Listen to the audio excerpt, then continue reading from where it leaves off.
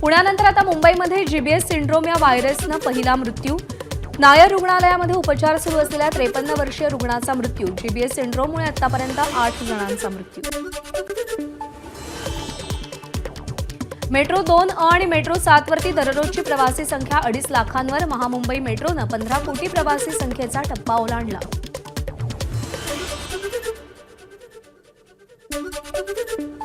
राज्यभरातल्या बचत गटांना हक्काचं विक्रीचं साधन उपलब्ध व्हावं यासाठी प्रत्येक शहरामध्ये उमेद मॉल उभारणार। मुख्यमंत्री फडणवीसांची घोषणा। मार्चपर्यंत लखपती दीदींची संख्या 25 लाखांवर नेणार। फडणवीसांची घोषणा। सामूहिक कॉपी आढळल्यास केंद्राची मान्यता रद्द करा। कॉपीसाठी मदत करणाऱ्या शिक्षकांवरही कारवाई करा। मुख्यमंत्री फडणवीसांचे शिक्षण विभागाला आदेश। जाणाऱ्या किंवा जाण्याच्या तयारीत असलेल्यांच्या भावना समजून घेतल्या पाहिजेत। मातोश्रीवर झालेल्या प्रमुख नेत्यांच्या बैठकीत उद्धव ठाकरेंची नेत्यांच्या मतावर सहमती। काय भूमिका घेणार याकडे लक्ष। सुधीर भाऊ, तुमचा रेस्ट पिरियड लवकरच संपेल। तुमची पुढची बॅटिंग करण्याकरता थोडा आराम करावा लागतो। नांदेडमधल्या कार्यक्रमात अशोक चव्हाणांचं मुनगंटीवार यांच्यासमोर वक्तव्य।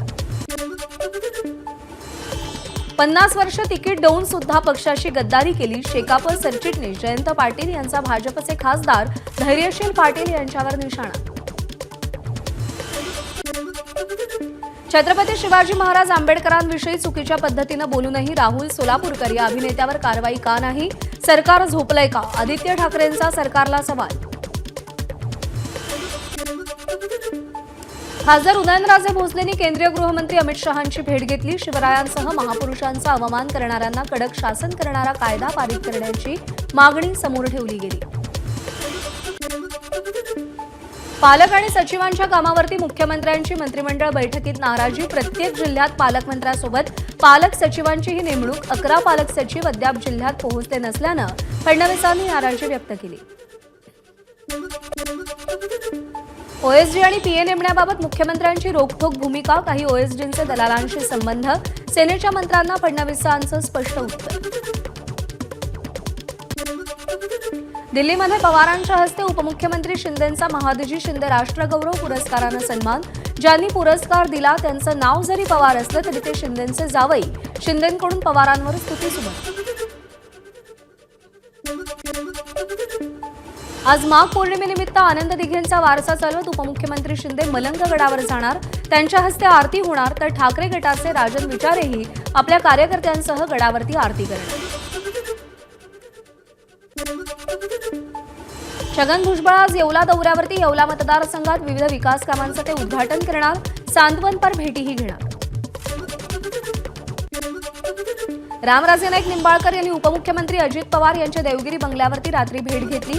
गेल्या काही दिवसांपूर्वी रामराजे नाईक निंबाळकर यांच्या घरावरती आयकर विभागाचे छापे पडले होते। भाजपचे उरणचे आमदार महेश बालदींच्या आमदारकीला आव्हान। निवडणूक अर्ज भरताना संपत्तीचा तपशील लपवल्याचा विरोधी उमेदवार सुधाकर पाटील यांचा आरोप। हायकोर्टाकडून याचिकेची दखल। सरपंच संतोष देशमुख हत्या प्रकरणात सुरुवातीच्या तपासाचं रिइन्व्हेस्टिगेशन करण्याची धनंजय देशमुख यांची मागणी।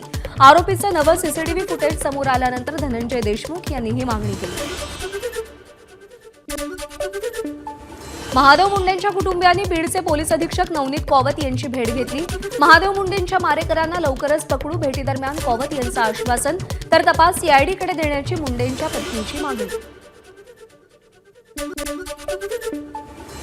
मुंबई पोलिसांच्या मुख्य नियंत्रण कक्षाला मोदींवर दहशतवादी हल्ला होईल असा धमकीचा फोन। सदर फोन माथेफिरू व्यक्तीनं केल्याची माहिती। याआधी त्याच नंबरवरून अनेकदा नियंत्रण कक्षाला फोन। कुर्ला बस अपघात प्रकरणी पोलिसांकडून कोर्टात 1500 पानांचं आरोपपत्र दाखल। मुख्य चालक संजय मोरे कंत्राटदार कंपनीच्या सीईओंना करण्यात आला आरोपी। नंदुरबार जिल्ह्यातल्या अक्कलकुवा येथील मदरसामध्ये 2 विदेशी नागरिक सापडल्यानं भाजप आक्रमक। येमेन देशातील नागरिकांचं गेल्या 9 वर्षांपासून नंदुरबार जिल्ह्यात वास्तव्य। आयपीएस अधिकाऱ्याकडून चौकशी करण्याची मागणी। सोलापूर जिल्हा परिषद सीईओंचा पगार थकवण्याचे कोर्टाचे आदेश। पगार न मिळाल्यानं 3 शिक्षकांनी हायकोर्टामध्ये धाव घेतली होती।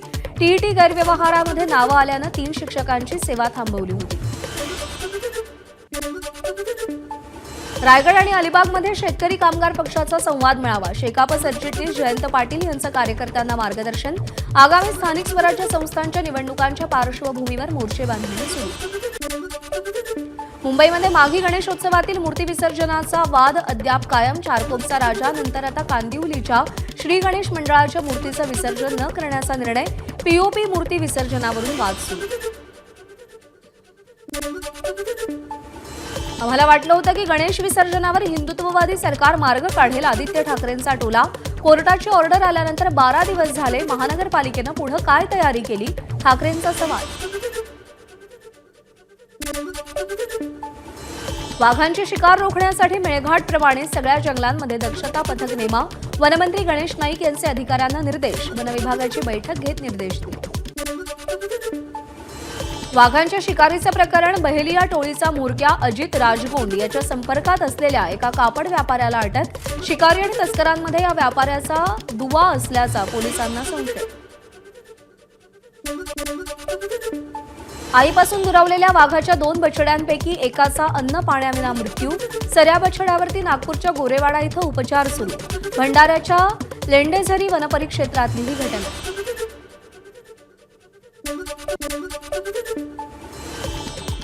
रणवीर अलाहाबादी यानं इंडियाज गॉट लेटेंटमध्ये केलेल्या वक्तव्याप्रकरणी खार पोलिसांनी आशिष चंचलानीचा जबाब नोंदवला. समय रैनाशीही पोलिसांकडून संपर्क.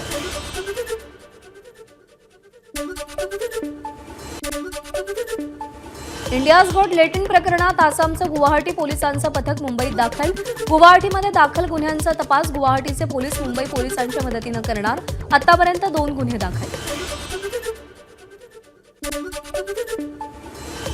सांगली शहरात शाळकरी मुलं देखील नशेच्या आहारी. काही पालकांनी शाळकरी मुलं सार्वजनिक उद्यानात नशा करत असल्याचं चित्रीकरण केलं. शाळा परिसर आणि उद्यानांमध्ये पोलिसांचा पहारा ठेवण्याची मागणी केली. शिर्डीमध्ये तरुणावर चाकूनं हल्ला केल्याप्रकरणी 3 संशयितांना अटक. शिर्डी ग्रामस्थांचं पोलीस ठाण्यासमोर ठिय्या.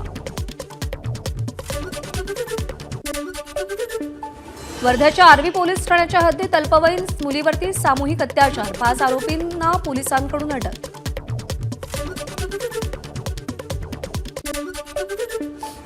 नालासोपाऱ्यातील 41 अनधिकृत इमारतींवर वसई विरार महापालिकेची तोडक कारवाई. 23 इमारती जमीनदोस्त. उर्वरित 18 इमारतींवर तोडक कारवाई सुरू. नवी मुंबईच्या एपीएमसी मार्केटमध्ये भाज्यांची आवक वाढल्यानं दरात मोठी घसरण. 600 ते 700 गाड्यांची आवक. मागणीपेक्षा पुरवठा जास्त असल्यानं कोबी, फ्लॉवर, टोमॅटो, शिमला मिरची आणि गाजराच्या दरामध्ये घट. खारघर हेल्मेट मारहाण प्रकरणात एकाला अटक. 1 जण फरार. रेहान अन्सारी असं अटक केलेल्याचं नाव. 10 दिवसानंतर आरोपीला अटक करण्यात पोलिसांना यश. कल्याणच्या श्रीदेवी रुग्णालयाच्या हलगर्जीपणामुळे 2.5 वर्षांनंतरही बाळाच्या जन्माची नोंद नाही. प्रकरणाची चौकशी करून रुग्णालयावर कारवाई करण्याचे महानगरपालिका आयुक्तांचे आदेश. 12वी बोर्ड परीक्षेच्या पहिल्याच इंग्रजीच्या पेपरच्या दिवशी राज्यामध्ये 42 कॉपीची प्रकरणं समोर. कॉपीमुक्त अभियानासाठी प्रशासन अलर्टवर. वर्ध्यात परीक्षेत कॉपी करताना आढळल्यानं 2 विद्यार्थी निलंबित. कॉपीमुक्त अभियान अंतर्गत वायगाव निपाणी इथल्या शाळेमध्ये कारवाई करण्यात आली. सरपंच संतोष देशमुखांच्या लेकीनं दुःख बाजूला सारत 12वीचा पेपर दिला. वडिलांविना हा पहिलाच पेपर होता. शक्य तितका पेपर सोडवला. वैभवी देशमुखची भावनिक प्रतिक्रिया. सगळ्यात जास्त कॉपीची प्रकरणं छत्रपती संभाजीनगरमध्ये असल्याची माहिती. पहिल्याच दिवशी संभाजीनगरमध्ये 26 प्रकरणं समोर. बुलढाणा शहरातील जिल्हा परिषद शाळेच्या परीक्षा केंद्रावर बिअर बॉटल्सचा खच. परीक्षा केंद्रावर वॉशरूम आणि पिण्याच्या पाण्याचीही व्यवस्था नाही. संतप्त पालकांनी जिल्हा प्रशासन आणि शिक्षण विभागाचा निषेध केला. जालना जिल्ह्यातील मंठा तालुक्यातील 12वीच्या परीक्षा केंद्रावर कॉपीचा सुळसुळाट. ढोकसाळ येथील सिद्धेश्वर महाविद्यालयाच्या परीक्षा केंद्राबाहेर कॉपी पुरवणाऱ्यांची गर्दी.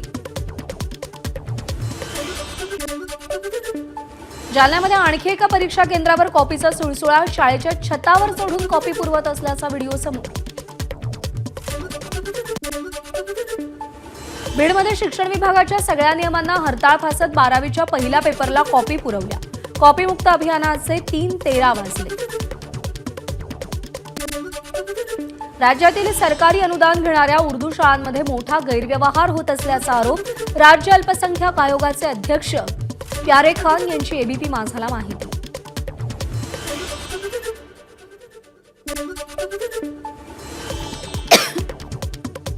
विदर्भातील 68 केंद्रांवरती कापूस खरेदी ठप्प. सॉफ्टवेअरमध्ये तांत्रिक बिघाड झाल्यानं सीसीआयची कापूस खरेदी स्थगित. त्यामुळे शेतकऱ्यांची अडचण होण्याची शक्यता.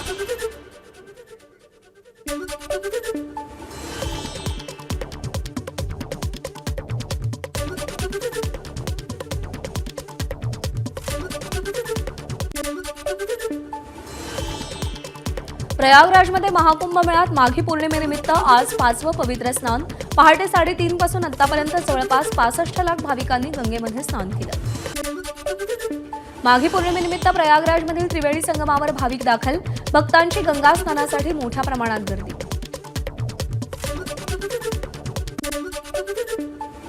महाकुंभ मेळ्यात 5व्या स्नानाचा मुख्यमंत्री योगी आदित्यनाथ यांच्याकडून आढावा.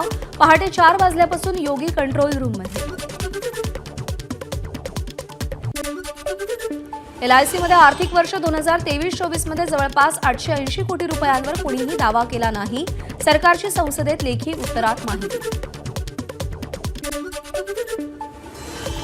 19 वर्षाखालील भारतीय महिला संघातील स्नानिका साळके, भाविका अहिरे आणि ईश्वरी अवसरे यांचा मुख्यमंत्री फडणवीसांच्या हस्ते सत्कार. अंडर 19 क्रिकेट संघानं दुसऱ्यांदा विश्वचषक स्पर्धा जिंकल्याबद्दल हा सत्कार केला. पश्चिम बंगालच्या मुख्यमंत्री ममता बॅनर्जी यांनी 2026 मध्ये होणाऱ्या विधानसभा निवडणुकीसाठी एकला चलोलेचा नारा दिला. बंगालमध्ये काँग्रेसची ताकद नगण्य, त्यामुळे स्वबळावर लढण्याचा ममता बॅनर्जींचा निर्णय. आज पंतप्रधान नरेंद्र मोदींचा फ्रान्स दौऱ्याचा शेवटचा दिवस. फ्रान्सचे राष्ट्राध्यक्ष मॅक्रॉन यांच्यासोबत मोदी द्विपक्षीय वार्तालाप करणार. पंतप्रधान मोदी आणि राष्ट्राध्यक्ष मॅक्रॉन फ्रान्समधल्या पहिल्या भारतीय वाणिज्य दूतावासाचं उद्घाटन करतील. अमेरिकेमध्ये विमान अपघातांचं सत्र सुरूच. अरिझोना येथील स्कॉट्सडेल विमानतळावरती 2 खासगी जेट विमानांची धडक. या अपघातामध्ये एकाचा मृत्यू, 4 जण जखमी. गेल्या 10 दिवसात अमेरिकेत हा 4था विमान अपघात. अमेरिकेमधील ग्वाटेमाला देशाची राजधानी ग्वाटेमाला सिटीमध्ये बस पुलावरून कोसळली. या अपघातामध्ये 55 जणांचा मृत्यू. बसमध्ये 70 प्रवासी होते. बस सॅन ऑगस्टिन अकास्ग्वास्प्लान शहरातून राजधानीकडे जात होती. देशामध्ये 3 दिवसांचा राष्ट्रीय शोक जाहीर. एलॉन मस्क यांची ओपन एआय खरेदी करण्याची ऑफर सीईओ सॅम ऑल्टमन यांनी धुडकावून लावली आहे. एवढंच नाही तर ट्विटर विकत घेतो अशी प्रति ऑफर सॅम ऑल्टमन यांनी एलॉन मस्क यांना दिली आहे. अमेरिकेचे राष्ट्राध्यक्ष डोनाल्ड ट्रम्प यांनी फॉरेन करप्ट प्रॅक्टिसेस ऍक्ट स्थगित केला. मोदींच्या भेटीपूर्वी ट्रम्प यांनी हा निर्णय घेतलाय. त्यामुळे परदेशात व्यवसायासाठी लाच देणं आता गुन्हा नाही. या कायद्याअंतर्गत अदानींविरोधात गुन्हा दाखल करण्यात आलाय. शनिवारपर्यंत सगळ्या ओलिसांना सोडावं, अन्यथा गाझात सगळं काही उद्ध्वस्त होईल. अमेरिकेचे राष्ट्राध्यक्ष डोनाल्ड ट्रम्प यांनी पॅलेस्टिनी दहशतवादी गट हमासला धमकी दिली आहे. सगळ्या ओलिसांची सुटका केली नाही तर युद्धबंदी करार रद्द करण्याचाही इशारा दिला. शेख हसीना यांच्या घरावर हिंसेप्रकरणी 1300 जणांना अटक. बांगलादेश सरकारनं ऑपरेशन डेव्हिल हंट सुरू केलंय. समाजकंटकांनी बांगलादेशचे संस्थापक शेख मुजीबुरहान यांच्या ढाका येथील निवासस्थानाचीही तोडफोड केली होती.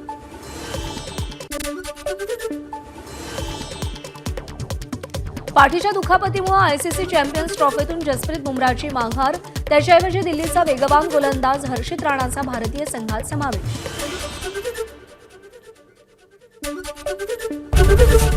एबीपी माझा, उघडा डोळे बघा नीट.